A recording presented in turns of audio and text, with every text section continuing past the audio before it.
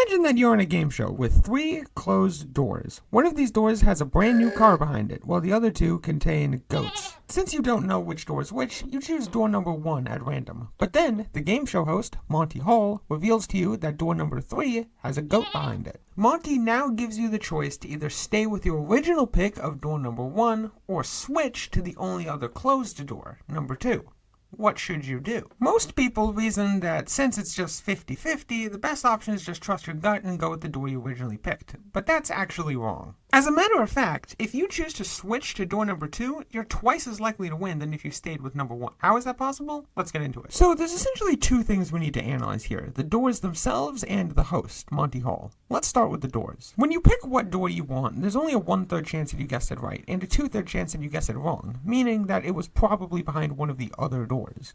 Now, many people seem to think that the scenario sort of resets after Monty opens the door, but that's wrong. You see, the contents of the doors haven't changed at all. Like, if you guessed it wrong the first time, your door is still definitely wrong after Monty opens a different door. Or if your door was right the first time, your door is still right after Monty opens a door. By revealing an incorrect door, Monty isn't changing the probability, he's essentially just taking the 2/3 side of the equation and simplifying it for you. Speaking of, let's now put our attention towards the man, the myth, the legend, Monty Hall. Monty knows which door is correct from the very beginning, and always reveals an incorrect door before giving you the ability to switch. Say that the car is behind door number 2, and you pick door number 2. In this case, Monty can freely choose to open 1 or 3. Maybe he flips a coin, maybe he picks his favorite number, doesn't really matter. But if you were to pick number 3, for instance, Monty's only choice would be to open number 1. If you had picked number 1, his only choice would be to open number 3. With these understandings of the 2 key components, it becomes obvious. Switching is better because 2/3 of the time you pick a wrong door, Monty reveals the other wrong door, switching wins. The solution is actually pretty simple, but what I think gets people confused is in the fact that they often view the switch or stay decision as its own separate thing. People just see the 2 closed doors and immediately conclude that it's 50-50 without considering anything that happened prior to there being 2 doors. Still confused? Well, here's an alternative version of the scenario that is significantly easier to understand. Imagine if, instead of 3 doors, there's 25. 1 with a new car, 24 with goats.